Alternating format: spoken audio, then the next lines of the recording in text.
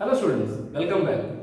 Students, मैंने अपने ESR के वीडियो लेक्चर में मैंने आपको इम्यूनिटी की बात की थी कि इस कोरोना वायरस से अपने आप को बचाने के लिए हमें अपने इम्यून सिस्टम को बहुत स्ट्रांग करना चाहिए। क्योंकि अगर हमारा इम्यून सिस्टम स्ट्रांग है तो सिर्फ कोरोना वायरस ही नहीं, हम बाकी माइक्रो ऑर्गेनिज्म से भी बहुत ज़्यादा सेफ रह सकते हैं, बहुत ज़्यादा सुरक्षित रह सकते हैं। मैंने आपको ये कहा था कि इम्यूनिटी को बढ़ाने के लिए, स्ट्रॉन्ग इम्यून सिस्टम करने के लिए हमें अपने डाइट में कुछ ऐसे फूड को इंक्लूड करना चाहिए जो हमारे इम्यून सिस्टम को स्ट्रॉन्ग बनाए। ऑलराइट, तो मैं आज आपको ये बताने वाला हूँ कि इम्यूनिटी को हम स्ट्रॉन्ग कैसे कर सकते हैं। है ना, आप बहुत सारे बुक्स में देखेंगे, लोगों से सुनेंगे तो बताएंगे, आपको ऐसे फूड बताएंगे कि जिनका मिल पाना, जिनको खरीद पाना हर व्यक्ति के बस में नहीं है। मैं आपको बताने वाला हूँ वो फूड जो आप अफोर्ड कर सकते हैं। राइट, अपनी डाइट में आप जो साइट्रस फ्रूट्स हैं, है ना, विटामिन सी वाले फ्रूट्स हैं, आप उनको इंक्लूड कीजिए। लेमन, नींबू आप यूज कर ही सकते हैं। जिंजर, गार्लिक, ये लहसुन, अदरक, इसको भी आप ले सकते हैं, अपने खाने में इंक्लूड कर सकते हैं। ऑलराइट, हालांकि इसमें ब्लूबेरीज वगैरह भी है और कई सारे फ्रूट्स हैं, है ना, कई सारे ऐसे फूड मटेरियल्स हैं, लेकिन मैं आपको ऐसे फूड कह रहा हूं जिसको आप आसानी से मैनेज कर सकते हैं। डार्क चॉकलेट्स आप मैनेज कर सकते हैं। चॉकलेट्स है, जिंजर है, आलमंड, बादाम, है ना, गार्लिक, ये सब कुछ ऐसे फूड है जो हमारे डेली रूटीन में हमारे साथ साथ ये है और हम इनको रोज यूज कर सकते हैं। तो अगर ये गार्लिक है, जिंजर है, लेमन है, इन सब फूड को यदि हम रोज अपनी फूड में इंक्लूड करते हैं तो हमारी इम्यूनिटी कहीं ना कहीं स्ट्रांग जरूर होगी। और इस फूड के अलावा मैं आपको ये बताने वाला हूं कि आप एक्सरसाइज बहुत करें, क्योंकि हमारी इम्यूनिटी को स्ट्रांग करने के लिए एक्सरसाइज करना भी बहुत जरूरी है। खूब दौड़िए, फिजिकल एक्सरसाइज करिए, है ना, स्ट्रेस टेंशन से एकदम दूर रहिए। स्ट्रेस नहीं लेना है आपको। स्ट्रेस लेंगे तो आपका सब कुछ खत्म हो जाएगा। आपको स्ट्रेस किसी बात का नहीं लेना है, कोई टेंशन नहीं लेना है। आप काम के प्रति एक्टिव रहिए पर ज्यादा स्ट्रेस ले, क्योंकि स्ट्रेस भी हमारी इम्यूनिटी को डिस्टर्ब करता है। ऑलराइट, तो फिजिकल एक्सरसाइज, ये स्मोकिंग, अल्कोहल, ये मेरे ख्याल से ये आप तो कभी भी ये सब कंज्यूम नहीं करते होंगे। ऑलराइट, तो ये स्मोकिंग वगैरह इन सबसे दूर रहना है, अल्कोहल वगैरह इन सबसे दूर रहना है, अपनी डाइट को मेंटेन करना है, हेल्दी डाइट लेना है, खूब एक्सरसाइज करना है ना, स्ट्रेस टेंशन से दूर रहना है, पॉजिटिव सोचना है, अच्छा रहिए, बढ़िया रहिए, इम्यून सिस्टम को स्ट्रांग करिए, क्योंकि यही आपको लाइफ टाइम आपका साथ देने वाला है। ऑलराइट स्टूडेंट्स, हम लोग बढ़ते हैं अपने इस टॉपिक पर। मैं Ashutosh Gupta, assistant professor, department of biotechnology, Pentium point technical college Rewa. आज आपको फ्लोरेसेंस माइक्रो स्पेक्ट्रोस्कोपी, माफ कीजिएगा, फ्लोरेसेंस स्पेक्ट्रोस्कोपी की वर्किंग के बारे में आज बताने जा रहा हूं। तो इस वीडियो में हम लोग फ्लोरेसेंस स्पेक्ट्रोस्कोपी की वर्किंग और उसका इंस्ट्रूमेंटेशन पढ़ेंगे।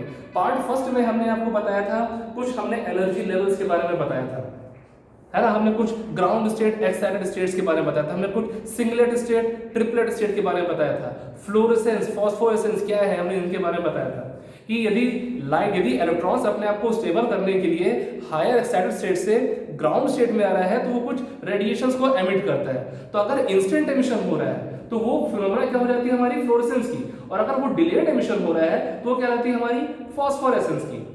ऑलराइट, सो स्टूडेंट्स, हम लोग आगे बढ़ते हैं फ्लोरेसेंस स्पेक्ट्रोस्कोपी की वर्किंग और इंस्ट्रूमेंटेशन पर कि ये कैसे हमारे काम करते हैं, इनके इंस्ट्रूमेंट्स में कौन कौन से पार्ट्स हैं और उनका रोल क्या है। Working and instrumentation.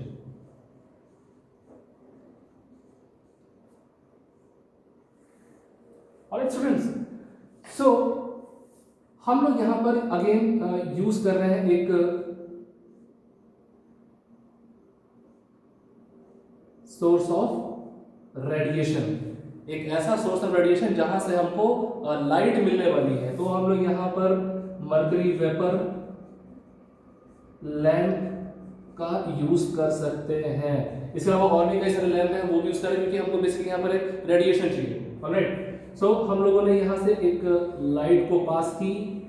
लाइट अभी हमारी कैसी है, लाइट अभी हमारी पॉलीक्रोमैटिक है। पॉलीक्रोमैटिक मीन्स अभी इसमें बहुत सारी वेवलेंथ की लाइट अभी इसमें प्रेजेंट है ना, बहुत सारी वेवलेंथ। लेकिन हमारा जो फ्लोरेसेंस है वो ये कहता है कि लाइट एक निश्चित वेवलेंथ की होनी चाहिए। ऑलराइट, सो हम लोगों ने सोर्स से लाइट को जनरेट किया, लाइट हमारी निकली, पर अभी इस लाइट में कई सारे वेवलेंथ की लाइट अभी इसमें प्रेजेंट है, तो हमें यहाँ पर एक ही को भेजना है ना। तो यहाँ पर जो हमारी ये लाइट है ये एंटर करेगी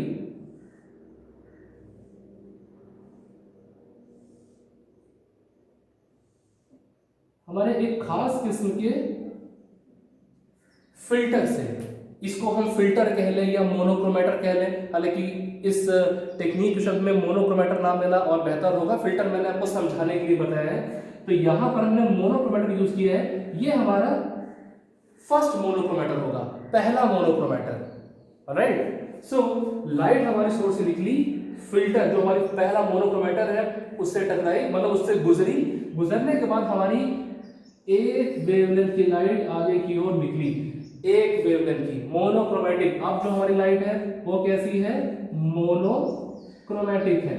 मोनोक्रोमेटिक मतलब कि एक ही वेवलेंथ की लाइट, जब एक निश्चित वेवलेंथ की लाइट हमारे सैंपल पर पड़ेगी तब वहां पर फ्लोरेसेंस हमारा जनरेट होगा। राइट, सो हमारा मोनोक्रोमेटिक लाइट अब यहां से निकल चुकी है और ये रखा है हमारा सैंपल।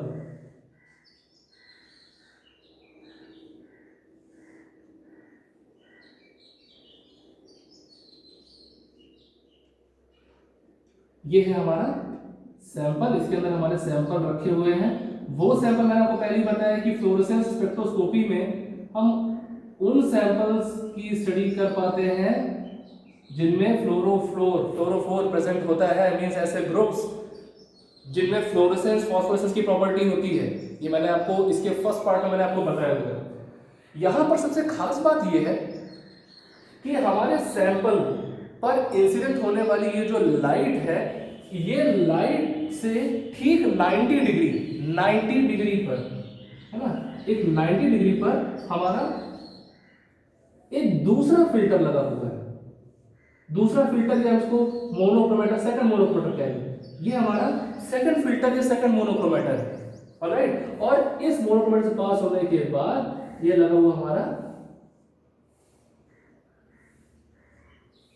ये है हमारा डिटेक्टर। कुछ लाइट यहां से गुजर जाएगी और जो फ्लोरेसेंस हुई है, जो लाइट के टकराने के बाद फैलेगी। हम इसकी वर्किंग अभी समझने वाले हैं, मैं आपको सब चीज डिटेल में भी बताने वाला हूं कैसे सब काम होने वाला है। ऑलराइट, ये फिलहाल अभी एक डायग्राम है कैसे वर्क करता है हमारा फ्लोरेसेंस स्पेक्ट्रोस्कोपी। ठीक है, पहले हम इसके जो पार्ट्स है उसके बारे में समझ लेते हैं। पहला हमारा सोर्स ऑफ लाइट, जहां से हमारी लाइट निकलेगी। दूसरा हमारा पहला फिल्टर या पहला मोनोक्रोमेटर। ठीक है, मोनोक्रोमेटर काम क्या है मैंने आपको बता दिया कि सारी वेवलेंथ को रोक लेना है, एक निश्चित वेवलेंथ को जाने देना है। मोनोक्रोमेटर, मोनो का मतलब एक, क्रोमा का मतलब कलर, मतलब यहाँ पर लाइट की हम चूंकि बात कर रहे हैं तो एक वेवलेंथ की बात कर रहे हैं। ऑलराइट, सो पहला पार्ट है हमारे यहाँ पर लाइट सोर्स, दूसरा है हमारा यहाँ पर मोनोक्रोमेटर, पहला मोनोक्रोमेटर, तीसरा है हमारा क्यूवेट जिसके अंदर हमारे सैंपल को हमने रखा हुआ है। इसके बाद है हमारा चौथा कंपोनेंट दूसरा मोनोक्रोमेटर या दूसरा फिल्टर, और लास्ट हमारा यहाँ पर detector. Alright, so 1 2 3 4 5 source of radiation, monochromator first, cuvette monochromator second and detector. ये 4-5 चीजें बहुत महत्वपूर्ण है जो की होती है इनमें इन फ्लोरेसेंस स्पेक्ट्रोस्कोपी में। अब बात करते हैं इनकी वर्किंग की। Alright, so source of radiation से, जहां से हमारी लाइट और सोर्स है वहां से हमारी एक पॉलीक्रोमेटिक लाइट निकली। ये लाइट हमारी अगेन वही एंट्रेंस स्लिट से एंटर करी, और एंट्रेंस स्लिट से एंटर करते ही ये एंटर पास हो रही है हमारे फिल्टर फर्स्ट से, मोनोक्रोमेटर फर्स्ट से। इसका काम है कि ये बाकी लाइट को रोक देगी, एक वेवलेंथ को पास कर देगी। ये एक वेवलेंथ हमारी निकलेगी, ये हमारी लगी हुई यहाँ पर exit slit, entrance slit, exit slit. Alright, so ये मोनोक्रोमेटिक लाइट हमारी टकराती है सॉल्यूशन से, जो कि हमारा सैंपल है। सैंपल में हमारे फ्लोरोफ्लोर्स होंगे, तो वो क्या करेंगे, इस लाइट को एब्जॉर्ब करेंगे, लाइट एमिट करेंगे, है ना। यहाँ पे फ्लोरेसेंस होगा बेसिकली, जो हम लोगों ने इसके पहले पार्ट फर्स्ट में समझा है। ठीक है, तो जैसे ही हमारी यहाँ पे लाइट जब इनसे टकराएगी सैंपल से, तो जो लाइट एमिट होगी, मैं बात कर रहा हूँ यहाँ पर लाइट के एमिशन की, कि जो लाइट सैंपल से गुजरने के बाद जो लाइट का यहाँ पर एमिशन होगा, वो एमिशन अभी किसी भी डायरेक्शन में हो सकता है, कहीं पर भी हो सकता है, लेकिन उस लाइट का कुछ हिस्सा एंटर करेगा हमारे इस मोनोक्रोमेटर सेकंड में, जो कि हमारा फिल्टर सेकंड है ना, पहला फिल्टर दूसरा फिल्टर। सेकंड मोनोक्रोमेटर का या सेकंड फिल्टर का फंक्शन ये है कि सैंपल से गुजरने के बाद जब लाइट सैंपल पर इंसिडेंट हुई और सैंपल से टकराती ही जो लाइट फैली, मतलब जो एमिशन हुई, लाइट एमिट हुई वहां से, उसमें से जो फ्लोरेसेंस जो मेन है जिसको हमको स्टडी करना है उसको फिल्टर कर ले, बाकी को छोड़ दे। बात को समझिएगा, लाइट टकराई सैंपल से, इसने एब्जॉर्ब किया, फ्लोरेसेंस हुआ, एमिशन हुआ, उस एमिशन की कुछ लाइट एंटर करी हमारे मोनोक्रोमेटर सेकंड में, जो हमारा सेकंड फिल्टर है। ऑलराइट, तो सेकंड फिल्टर का काम क्या है कि जो फ्लोरेसेंस है मेन, उसको आगे पास होने दी, बाकी स्टेज लाइट को रोक दी।